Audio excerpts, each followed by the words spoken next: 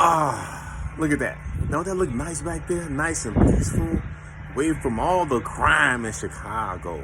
All you criminals, crooks, skeezers, skanks. Anyway, this Uncle Fitness. I just got a story I'm finna bring to you guys. I just want you guys to see. Man, before I get started, I want you guys to know that this is sponsored by Physique Farm Supplements, organ support for everybody that's taking any type of supplements, or if you're taking any type of PEDs or abusing and just taking and not resting your body when you're taking these supplements, whatever, take organ support. It's going to help protect your liver, your kidneys, your heart, your skin. And the thing about this is, go to physiquefarm.net and you guys can go ahead and put in fat loss for a discount. So go to Physique Farm, PhysiquePharm.net, and go ahead and put in fat loss and get your organ support. Like I said, guys, this is the number one thing smoking if you're going to get in shape, what have you. So right now, I'm just taking this right now and my testosterone boosters, right? And I get a good pump off this because it gets your blood circulating. And that's the whole thing about it, guys. Keep the circulation going to those organs and things of that nature to optimize them, to make sure you get optimal performance out of whatever products or whatever you're taking. Or if you just want to take a break from all that stuff, man, go ahead and get your organ support. This is what I take for my pre-workout for right now and just cleans out my system. You're going to do a lot of urination too, so drink a lot of water.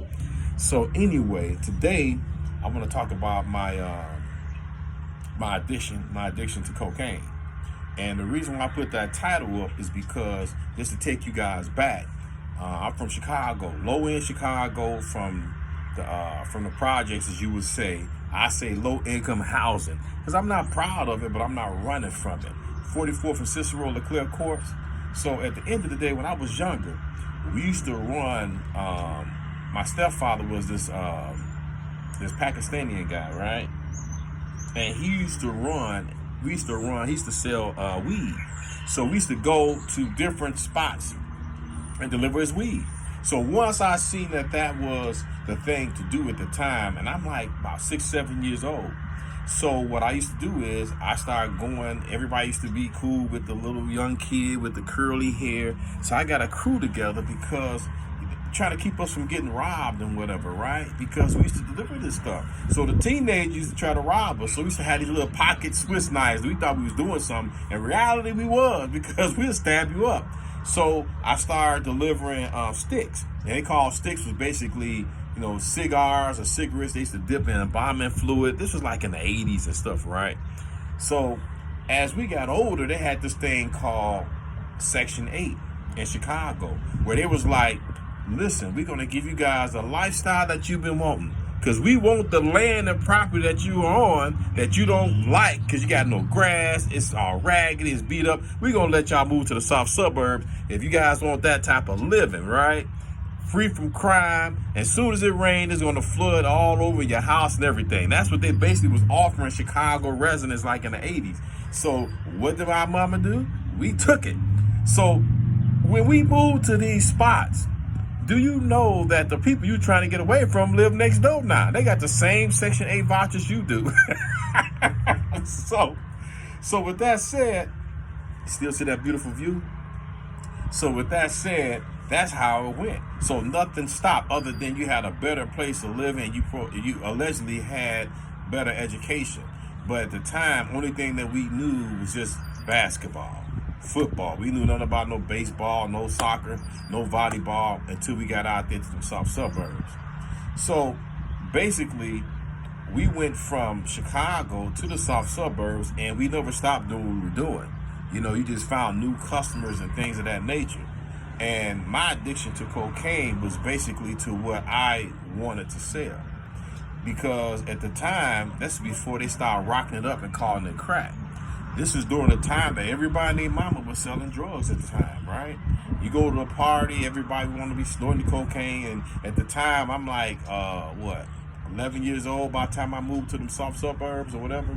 So basically, even as time went on, I thought that cocaine was better for me to sell because it was so universal. You can smoke it, you can snort it, you can, put it in your veins. You can rock it up, whatever you want to do. It was more convenient. You can get it at a good price, do what you need to do. You can cook it up, make more money. So I ended up becoming a great cook. I ended up learning. And for me, being able to do everything from going down south, picking it up, below the borders, whatever, as a young kid, I didn't know no danger. I didn't know, I had no fear. So I didn't fear anything because I didn't know any better, right? So just imagine if I go down and get it and I come back and I know how to cook it up and then I know how to split it up. I had the consumers and the customers from all the soft suburbs of Chicago, from Phoenix, Robbins, Harvey, Marfa, Chicago Heights. So I knew all the big time drug dealers because I served majority of all of them. So I knew that a lot of them was basically lying about who they were and what they was getting and how they was getting it, because somebody like me was supplying it to them, so I knew exactly what you would get. So I was never impressed when I seen these guys outside of me dealing with them, because they knew and I knew that, you had to have you a plug. And I was so young, I didn't realize that I was that guy, but I was what you call like a distributor. So that's how I end up getting, and I always say addicted to cocaine. I'm pretty sure that the title got you messed up and saying, dang, he's addicted to cocaine and woo. But I will say this. There was a time when I decided I wanted to give it a try. And this is no lie. You be hearing these stories, and I always tell people, man, this is a true story. I'm sitting in the apartment in a place called Phoenix, Illinois, a soft suburb of Chicago, right? We live right next door to the Phoenix fire department. So at the time, my older brother, he was the one that originally put me, in the game of cocaine. We already know my stepfather put me in the game of weed. That was years ago. So I remember him telling me go in the back room and just go ahead, and I'm keeping it real. Seriously, he's not involved in it. Nothing no more. I end up going to a whole different level, as you know. And if you don't know, you keep listening to these stories, you're going to find out. So what ended up happening was I go in the back, and this dude wanted me to weigh everything. Man, I'm not finna weigh no dime bag and all that type of stuff. Maybe a quarter or a 16 for 8-ball, yeah. So one day, I remember my auntie's, God rest her soul, she just passed 2 weeks ago. She was what we call the weekend warrior, and she was like my second client. My first client was my uncle, and she was right along with him. So however you want to do it, 1 and 2. So she had all the boyfriends couldn't handle what she was doing because she worked a great job. She had all her cars paid for, a couple of houses, but she was what we call a weekend warrior. So, but the guys that she was with was all guys that was the pretty boys and the players, but they never went to go get them a job. So when cocaine hit, they just started going down the tubes. So she had a boyfriend named Al. Al still had the leather pants and the shirt, had the shirt open showing his chest hair, still think he had it. He had my auntie, so he had some money because my auntie had the money. And he just didn't stop at being a weekend warrior. He just wanted to keep on doing it. So one day he come over to the house. He's like, man, let me just go ahead and get me a 16. So I go up there and make it for him and everything in the apartment. And as I give it to him, he's like, man, I'm going to go ahead and hit this right here. He snorted it. It was the first time me ever watching or seeing anybody like really snort cocaine. So he snorted, and I noticed that it got caught up in his hairs, in his nose hairs. And that's when I knew at that time that he was still fresh starting these drugs, because he still had nose hairs. Later on, I found out when you got no hair in your nose, it can go from, you using that stuff or whatever. So Al, when he did it, it was this little ball of cocaine that was like right here stuck in his nose. And I pointed to him, I said, yo, Al, you got a little. So he said, oh man, my bad. He snorted up. He's like, oh. He started going crazy. I guess it went down his nasal passages or whatever too fast. And I'm looking at him like, and he just sitting like, yo, man, this is the best thing ever, man. Don't you ever try this, man. But if you did, you will understand that, it just makes you feel so good. I'm like, man, that's a contradictory statement. I'm 14 years old. He's like, man, but what happens is, man, young blood, you get what we call chasing the dragon, man. Once you get that hit the first time, it's like, man, you feeling so good, and you try to get that feeling again, so you got to go get a little bit more, do a little bit more, man. I hope you don't get caught up with this, but Big Al is up out of here, and he just really walked out like a pimp, holding this shirt. It's summertime. He got a long sleeve shirt on and some leather pants and some boots on and some chains on. Man, that dude's sweating and everything. So what I do is the next week, I'm listening and remembering all this stuff that Al said to me.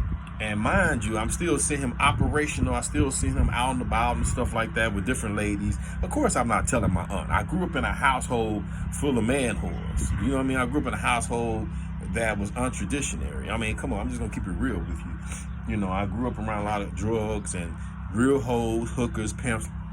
I remember all that. So next final week, I wanted to try it. So I go back in the room where the cocaine is. And at the time, I didn't know what a key was. A key of cocaine, I did not know. I'm just telling everything, right?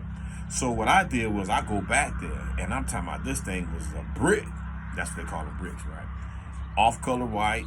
So I went back there, I was going to make up some bags, some 8 balls, quarter pound, just cut it on up. And then at that time, I started growing.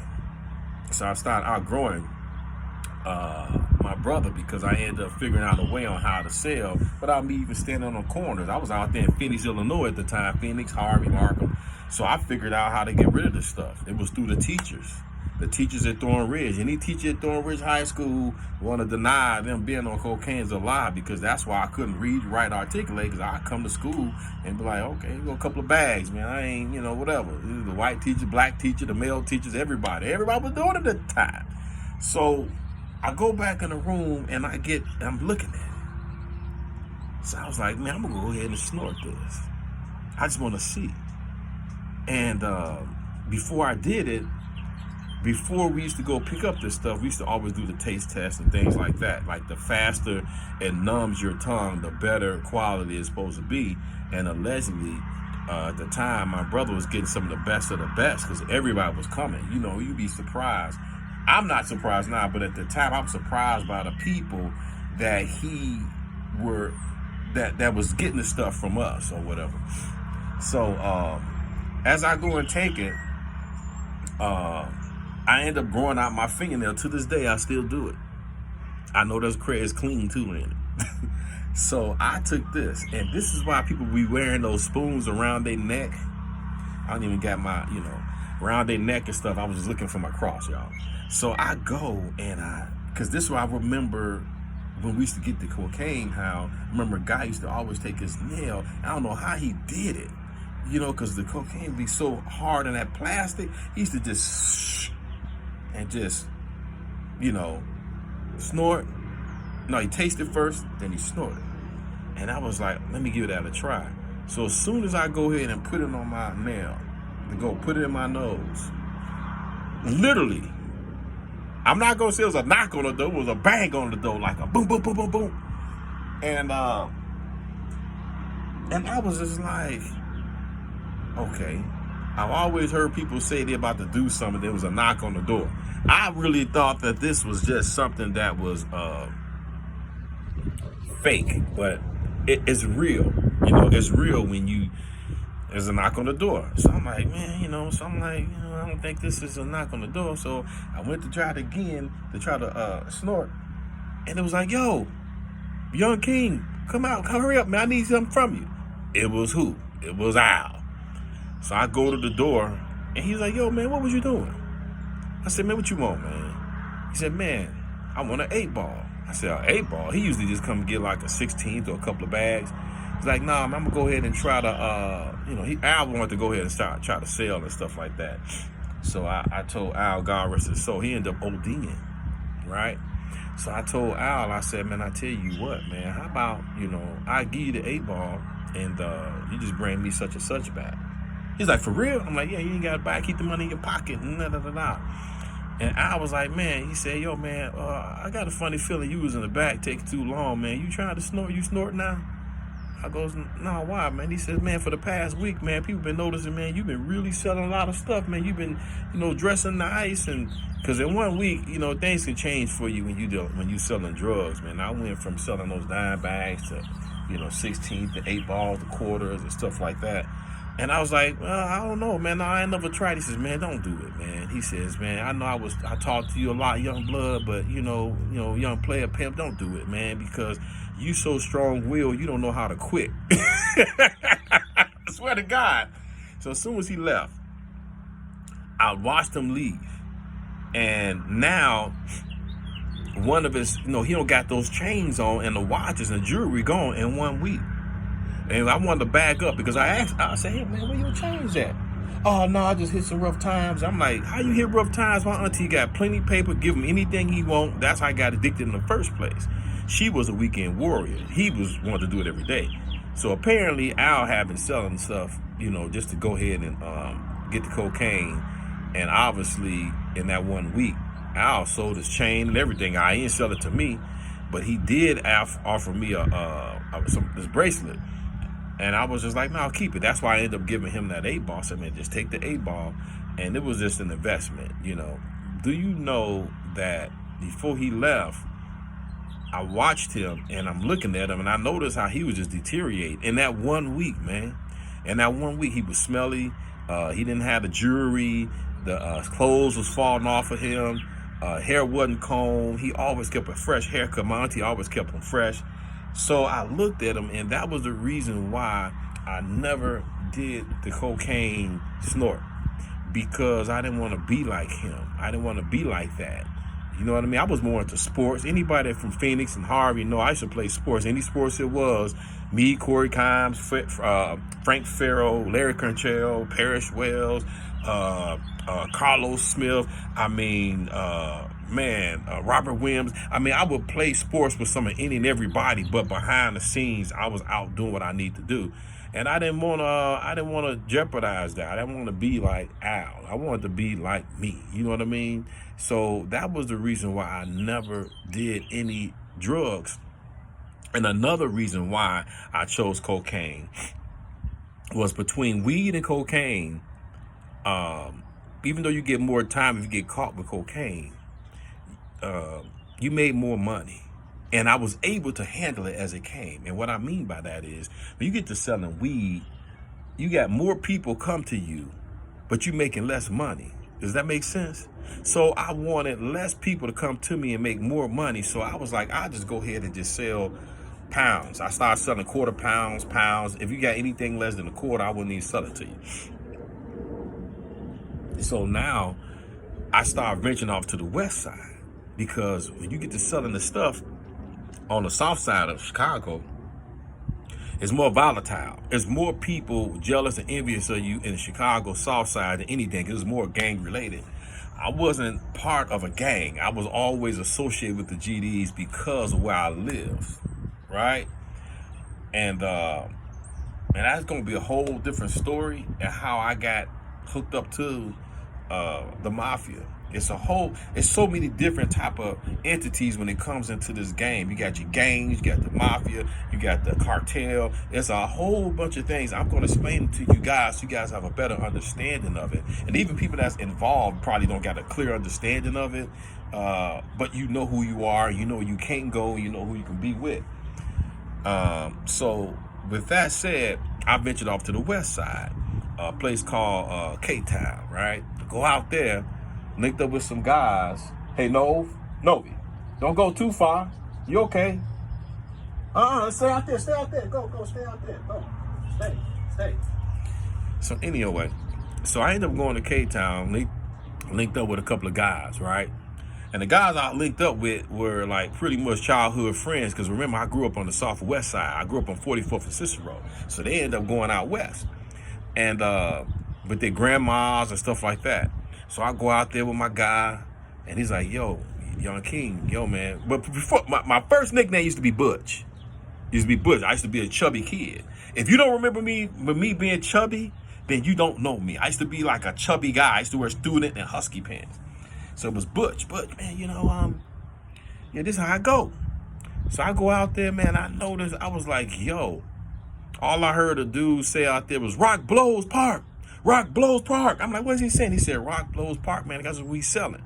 Man, these dudes made so much money hand off hand. I ain't watched them make about 8 to 10 grand within an hour of me being there. And it was a whole group of them. They had everything organized and everything. I was like, yo. And when I go up in there, it was like, dude was like, he got a Vice Lord up in there. It was a Breed, and it was a Stone. It was like maybe one GD up in there, and then you got me. I don't want to talk about my association quite yet. You're gonna figure it out. And I said, man, ain't y'all like supposed to be in the same mob? He said, man, this ain't the South Side. He said, out West, man, we about making our money. And if you come against our crew consists of whomever want to get down that we entrusting. This is my cousin, best friend, this is my sister's boyfriend, and he's a Stone. This is an MC. I didn't know what an MC was, right? So I'm like, oh, okay.